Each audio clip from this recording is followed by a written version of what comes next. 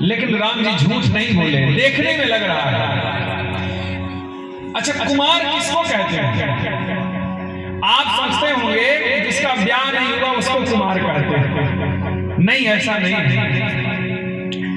अच्छा, मैं ये भी बात मान लूं कि चलो राम जी झूठ बोले, तो मेरे राम जी जो व्यक्ति जैसा व्यवहार करता है उसके साथ वैसा ही व्यवहार करते हैं। देखो, ये भी बात सही। तुम यदि झूठा प्रदर्शन करोगे, झूठा प्रेम करोगे, तो राम जी भी झूठ ही करेंगे। सूर्पनखा ने शुरुआत की और जैसा जो बोएगा वैसा काटेगा। बोया पेड़ बबूल का तो आम कहां से होगा? अरे गेहूं बोगे तो चना तो नहीं काटोगे, क्यों भाई? सबसे पहले झूठ की शुरुआत सूर्पनखा ने की। कह रही है ताते अब लग रहे हो कुमारी, इसका विवाह हो चुका है, झूठ बोल दिया विद्युत जीवा से, रावण ने मार दिया था उसको। तो ये कह रही है कि मैं कुमारी हूं। तो राम जी ने इसलिए भी कह दिया कि जैसे तुम बिना पति के हो, अपनी को कुमारी बता रही हो, उसी तरह मेरा छोटा भाई भी बिना पत्नी के है, तो वो भी कुमार हुआ कि नहीं हुआ? भाई पत्नी तो है नहीं पास। और दूसरा भाव ये है कि जो छत्री होते हैं, छत्री होते हैं ना, तो उनको, उनके पुत्रों को क्या कहा जाता है? कुमार साहब, कुंवर साहब।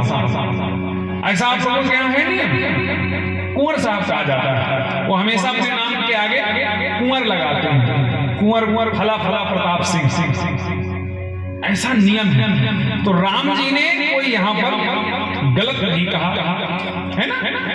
और इसकी और लक्ष्मण जी की थोड़ी एक और महाराज जोड़ी मिलती है। ये क्या है? सूर्पनखा रावण के बहिनी, दुष्ट हृदय दारुण जस अहिनी। अहिनी माने सर्पणी। तो लक्ष्मण जी क्या है? पूर्व जन्म के शेष नाम। तो राम जी ने कहा कि तुम सर्पणी हो, वो सर्प है, तो सर्पणी का ब्याह सर्प के साथ ही होगा ना, तो मनुष्य के साथ थोड़ी हो जाएगा, नहीं डस लेगी। वो बात अलग है कि आज स्वभाव थोड़ा ऐसा हो गया है ना? इसलिए इस बात को ध्यान रखा करो कि तुम सर्पणी नहीं हो, तुम क्या हो? तुम भारत की नारी हो, है ना? तो पतियों के साथ ऐसा व्यवहार मत किया करो कि उसको लगेगा ये तो मुझे डस रही है। खूब प्रेम प्रेम से रहा करो, अच्छे से, ठीक है ना? खूब पतियों को प्रेम दिया करो, स्नेह से रखा करो उनको, कभी चिल्लाया मत करो, कभी डांटा मत करो, अच्छे से भोजन आदि। हमारी समस्या ये है कि हम भोजन में थाली में तो 4 ही ठो आइटम परसते हैं, लेकिन समस्याएं 40 ठो परस देते हैं। ऐसे नहीं करना चाहिए। ये गड़बड़ है, वो गड़बड़ है, यहाँ नहीं गए, वहां नहीं गए, ये नहीं किया, वो नहीं किया। हर चीज का एक समय होता है, भोजन प्रेम से कराया करो, है ना? एक तो वैसे वो बेचारा ब्याह करके अब क्या कहे, कुछ कहा नहीं सकता। इतनी उसमें समझ होती तो ब्याह काहे को करता। ये तो वो वाला लड्डू है कि जो खाया वो भी पछताया, जो नहीं खाया वो भी बेचारा वैसे फंस जाता है। इस आप देखे होंगे, आप भाई लोग इस बात का अनुभव, जब ब्याह होता है ना, तो उसमें कौन रोता है? सबसे ज्यादा बिटिया रोती है, सबसे ज्यादा बिटिया रोती है। एक बार एक चेला ने अपने गुरु से कहा, महाराज ये जो ब्याह हो रहा है इसमें एक बिटिया बहुत रो रही है, सब लोग प्रसन्न हैं, और एक लड़का तो बहुत प्रसन्न है। तो गुरुजी ने कहा वो दूल्हा है, दूल्हा, उसको आज मौका है प्रसन्न रहने का। बस ब्याह के बाद आप किसी से पूछो भैया कब हंसे थे, वो भूल जाता है, उसको याद ही नहीं रहता मैं कब हंसा था। अच्छा, सब लोग उसको खूब प्रसन्न रखते हैं, उस दिन नहीं रखते, खूब प्रसन्न रखते हैं सब लोग, उसकी खूब देखभाल करते हैं, आगे आगे घोड़ा में बैठा के सबसे आगे आगे, अच्छा से अच्छा कपड़ा, अच्छा से अच्छा खाना पीना, खूब सम्मान। कहीं आ जाए है जो ले लो, जो मिल रहा है बस, कल से तो तुम्हारा हो गया काम। एक एक फोटो खींचेगा ना फोटो वाला, तुरंत कहेगा प्लीज स्माइल, प्लीज स्माइल, हंस लो बेटा, जितना हंसना है आज के बाद। इसलिए जीवन में जिससे विवाह हो जाए उसको खूब प्रेम दो महाराज। इतना उसके पास दिमाग होता तो ब्याह नहीं करता, है ना? अब बेचारा कर लिया है तो उसको निभा लेने दो, है ना। कि हम हाथ जोड़ के कहते हैं मेरी माताओं बहनों से, जीवन भर उसको खूब प्रेम दो और बस एक के साथ, पति के साथ पूर्ण समर्पण से। तो शूर्पणखा ने देखा कि ये तो और सुंदर है। लक्ष्मण जी ने कहा कि देखो सुंदरता के चक्कर में मत पड़ो, तुम राजकुमारी नहीं रानी बनोगी यदि राम जी से ब्याह करोगे। राम जी ने कहा कि हमारी तो पहले से एक है और वो कुमार है, उसी के पास जाओ। लक्ष्मण जी के पास फिर चली गई। लक्ष्मण जी ने कह दिया, अरे तुम बार बार मेरे पास क्यों आ जाती हो? अरे तुम नहीं जानती हमारे यहाँ सनातन संस्कृति में नियम है, राजा कई विवाह कर सकते हैं। अरे हमारे पिता दशरथ ने खुद 3 विवाह किए। फिर से राम जी के पास आ गई। अरे राम जी ने कहा नहीं नहीं, हमारा तो नियम है, हम एक ही करेंगे, इसलिए तुम फिर लक्ष्मण जी के पास जाओ। अब ऐसे 3 बार 4 बार इधर उधर घुमाया तो महाराज शूर्पणखा को क्रोध आ गया, वो अपने असली स्वरूप में आ गई और जैसे असली स्वरूप में आई तुरंत लक्ष्मण जी ने नागदान काट लिया।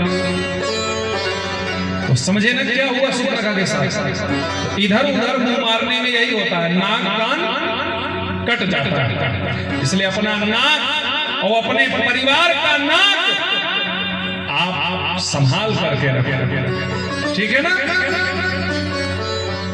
बहुत संयम से रहना चाहिए, पढ़ो लिखो खूब बढ़िया अच्छे से घर में परिवार में रहो और जब जहां विवाह हो जाए उसके साथ जीवन प्रेम पूर्वक बिताओ। यही भारतीय संस्कृति है, यही भारत की नारियों की मर्यादा है। इसीलिए यहाँ पर महाराज ये कथाएं होती हैं, इन आयोजनों का यही अभिप्राय है कि आप लोग सीखो कैसे रहना चाहिए, कैसे जीना चाहिए, हमारा मन हमारा तन कैसे पवित्र होगा, इस बात पर चिंतन कीजिए। अब महाराज शूर्पणखा गई, खरदूषण को जाकर बताया, उन्होंने आकर आक्रमण कर दिया। खरदूषण को राम जी ने विनष्ट कर दिया। खरदूषण को मरवाकर रावण के पास गई और रावण को जब पता चला, रावण ने मामा मारीच की सहायता से हिरण सोने का बनकर मामा मारीच आया और राम जी उस हिरण के पीछे चले गए जानकी जी के कहने पर और इधर जानकी जी का हरण कर लिया। जानकी जी को ले जाकर अशोक वाटिका में छोड़ दिया, वहां पर अपनी तमाम दासियों को लगा दिया। इधर राम जी लौट कर आए, लक्ष्मण जी ने रक्षा करने का प्रयास किया, एक रेखा भी खिंचा दी, लेकिन जब मारीच को राम जी ने मारा तो उसने राम राम कहकर पुकारा और लक्ष्मण जी की आवाज में पुकारा, इसलिए लक्ष्मण जी भी चले गए थे। और जब दोनों भाई लौट कर आए तो महाराज वहां जानकी जी नहीं थी। जानकी जी के वियोग में विकल हो गए दोनों भाई, रोते हुए पंपापुर की ओर आए। वहां गीधराज से भेंट हुई।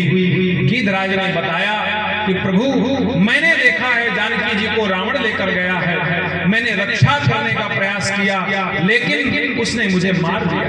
काट से पंख परा खग धरनी, सुमेरी राम के अद्भुत करनी। राम जी ने गोद में लिया और अंत्येष्टि क्रिया की। विचार करिए आप, जो भाग्य जो सम्मान दशरथ जी को नहीं मिला, अंत समय में राम जी नहीं थे, और वही सम्मान वही भाग्य गीधराज को मिला, क्योंकि गीधराज ने परोपकार किया था, एक भारतीय नारी की लाज को बचाया था, एक राक्षस के चंगुल से छुड़ाने का प्रयास किया था। यह हमारे भारत देश के पक्षियों का इतिहास है। विचार करो महाराज, पंपापुर में गए, वहां सुग्रीव से मित्रता हुई। सुग्रीव ने कहा महाराज चिंता मत करिए, मैं आपकी पत्नी की खोज करने में जरूर सहायता करूंगा। राम जी ने कहा भैया तुम जंगल में क्यों रहते हो? बोले मेरे बड़े भाई माली ने मेरी पत्नी, मेरा परिवार, मेरा धन छीन लिया है। राम जी ने कहा मैं भी तुम्हारी पत्नी को प्राप्त कराने में सहयोग करूंगा। जाओ बाली को युद्ध के लिए ललकारो, और बाली युद्ध करने के लिए बाहर निकलेगा मैं उसे मार दूंगा। और ऐसा ही हुआ, राम जी ने बाली का उद्धार किया, सुग्रीव जी को राजा बना दिया, और सुग्रीव जी राजा बनकर राजमद में मोह में पड़ गए और सब कुछ भूल गए।